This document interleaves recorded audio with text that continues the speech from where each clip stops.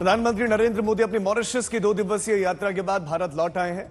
Mauritius ने प्रधानमंत्री मोदी को सर्वोच्च नागरिक सम्मान दिया। मॉरिशस भारत के बीच 8 समझौते भी हुए हैं। पीएम मोदी और मॉरिशस के पीएम नवीन चंद्र राम गुलाम ने बुधवार को प्रतिनिधिमंडल स्तर की बातचीत की। इसके बाद से दोनों की मौजूदगी में भारत और मॉरिशस के बीच में अहम समझौते किए गए। दोनों ही देशों ने आज 8 सहमत पत्रों पर हस्ताक्षर भी किए।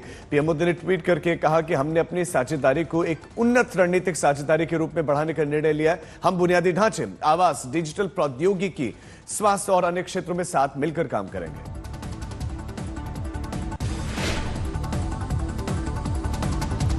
होली और जुमा एक ही दिन पड़ने के मद्देनजर एहतियातन देश के कई शहरों में अहम मस्जिदों में जुमे की नमाज का समय आगे बढ़ा दिया गया। कानपुर में जामा मस्जिद में पोस्टर लगाकर बताया गया कि नमाज का टाइम 2:30 बजे रखा गया है। इसी तरह पोस्टर मौलाना ने पुलिस को भी भेज दिए हैं। गाजीपुर में भी नमाज का समय बढ़ा गया है और जुमे की नमाज वहां पर 2 बजे होगी।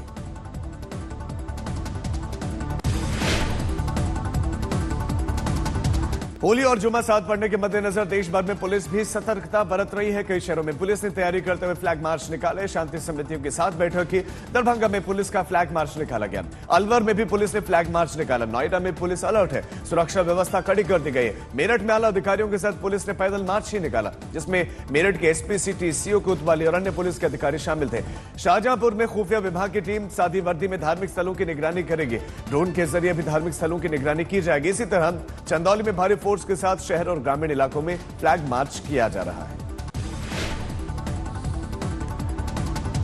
संभल में होली से पहले सुरक्षा बढ़ा दी गई है। 14 मार्च को होली के साथ ही रमजान की नमाज भी होगी। किसी भी सांप्रदायिक घटना को रोकने के लिए पुलिस पूरी तरह तैयार है। होली जुलूस के रास्ते में पड़ने वाली मस्जिदों को प्रशासन ढकवा रहा है। पुलिस और पीएसी बटालियन के साथ 27 रैपिड एक्शन टीम मौके पर तैनात रहेगी। दंगारोधी वाहन वज्र भी मौके पर तैनात किया गया है और भीड़ वाली जगहों पर अब भी पुलिस की तैनाती देखने को मिली है। इलाहाबाद हाईकोर्ट में संभल से जामा मस्जिद के बाहर सफेदी करवाने की इजाजत मिल गई है और हाईकोर्ट ने कहा कि सिर्फ बाहरी दीवारों पर ही रंग रोगन करे, ढांचे को नुकसान न पहुंचाया जाए। कोर्ट ने कहा कि मस्जिद कमेटी मस्जिद की बाहरी दीवारों पर ही रंगाई पुतवाई करवा सकती है।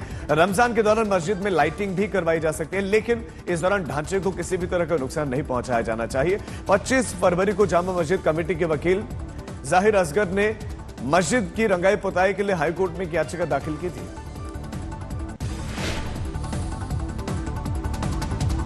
उत्तराखंड सरकार ने राज्य भर में अवैध मदरसों पर कार्रवाई तेज कर दी है और 15 दिनों में अकेले सिर्फ विकासनगर में 12 समेत 52 अवैध मदरसों को सील किया गया है।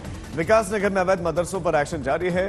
10 मदरसों को कल फिर सील किया गया और कई दिनों से एक्शन जारी है। धामी सरकार के सख्त आदेश और राजधानी देहरादून के विकासनगर में ऑपरेशन अवैध मदरसा चल रहा है और मुस्लिम समुदाय ने रमजान के महीने में इस तरह के मदरसों पर एक्शन का विरोध किया है। मदरसों से जुड़े हुए लोग सवाल कर रहे हैं, उनके मदरसों में आखिर अवैध क्या है कि उनको बताया भी नहीं जा रहा और तोड़ दिया जा रहा है, सीधे एक्शन हो रहा है।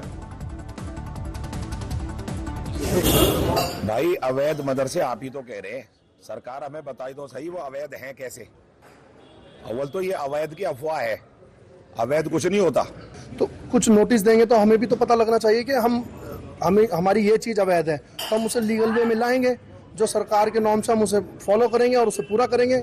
सारा काम तो लेकिन बताने से होगा ना। वक्फ बिल के खिलाफ 17 मार्च को मुस्लिम जंतर मंतर पर अपना आक्रोश जाहिर करने के लिए एकजुट हो रहे हैं। All India Muslim personal law board और जमीयत उलेमाए हिंद जैसे संगठन 17 मार्च को जंतर मंतर पर प्रदर्शन करेंगे। और आपको बता दें कि मुस्लिम मोदी सरकार के जरिए संसद में पेश किए जा रहे इस वक्फ संशोधन विधेयक का विरोध कर रहे हैं। मुस्लिम संगठनों का मानना है कि इससे मुस्लिमों के अधिकारों का हनन होगा, उनकी संपत्तियों पर कब्जा हो सकता है। वक्फ बिल में जेपीसी ने 14 संशोधन किए थे, हालांकि विपक्षी सदस्यों ने इसका विरोध किया था। देहरादून में हिट एंड रन का मामला, उस मामले में 4 लोगों की दर्दनाक मौत हो गई। तेज रफ्तार कार ने लोगों को कुचल दिया। हादसे में 2 लोग घायल भी हैं। कार सवार कार लेकर भागे और यह हादसा राजपुर रोड स्थित साई मंदिर के पास में हुआ। चश्मदीदों के मुताबिक कार की रफ्तार बहुत ज्यादा थी। अचानक कार बेकाबू हुई, कई लोगों को टक्कर मारती आगे बढ़ी। हादसे में स्कूटी सवार 2 लोगों की तो मौके पर मौत हो गई। 2 अन्य ने अस्पताल में दम तोड़ा। घटना के बाद आरोपी कार चालक कार को लेकर फरार हो गया। फिलहाल पुलिस मामले की जांच कर रही है, सीसीटीवी फुटेज खंगाल रही है। जिस कार ने टक्कर मारी उसका नंबर चंडीगढ़ का बताया जा रहा है।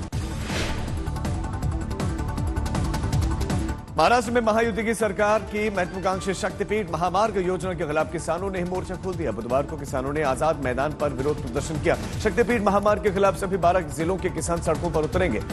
अगली रणनीति बनाने के लिए 8 अप्रैल को लातूर जिले में बैठक बुलाई गई है। किसान जिस समय आजाद मैदान पर विरोध प्रदर्शन कर रहे थे, उस वक्त मुख्यमंत्री देवेंद्र फडणवीस विधान भवन परिसर में शक्तिपीठ महामार्ग के फायदे और नुकसान गिना रहे थे। आजाद मैदान पर प्रदर्शन करने वालों का साथ देने के लिए कांग्रेस और उद्धव सेना भी आई।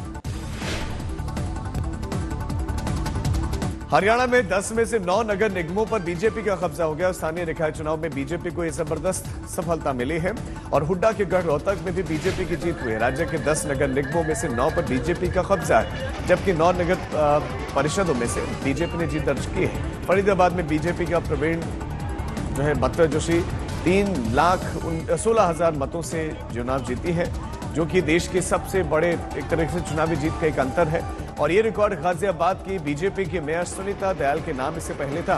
वहीं अंबाला, गुरुग्राम, यमुनानगर, सोनीपत, हिसार, करनाल और पानीपत में बीजेपी को जीत मिली है। मानेसर में निर्दलीय प्रत्याशी ने जीत दर्ज की है। जो परिणाम जो मोहर हरियाणा के लोगों ने ये ट्रिपल इंजन सरकार के कार्यक्रम पर लगाई है, मैं सबसे पहले हरियाणा के लोगों को दिल से धन्यवाद करता हूं।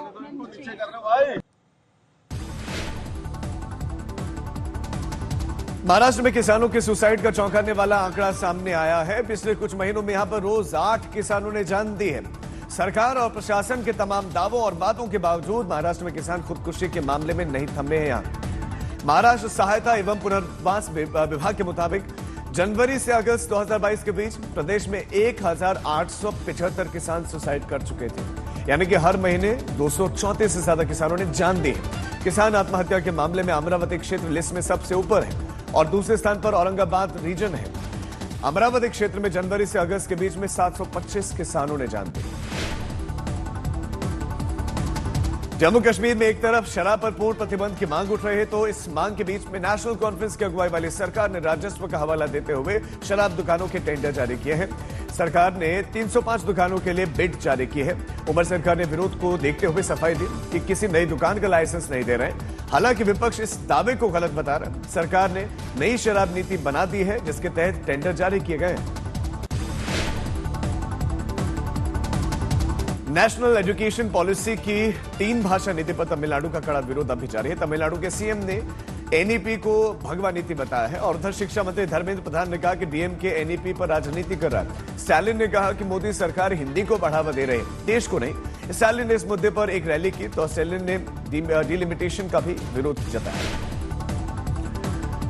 पुणे में बेरोजगार और नौकरी न मिलने से परेशान एक मैकेनिकल इंजीनियर ने 53 दोपहिया वाहन चुरा लिया। पुणे में पिंपरी पुलिस ने दोपहिया वाहन चोरों के एक गिरोह का भंडाफोड़ किया।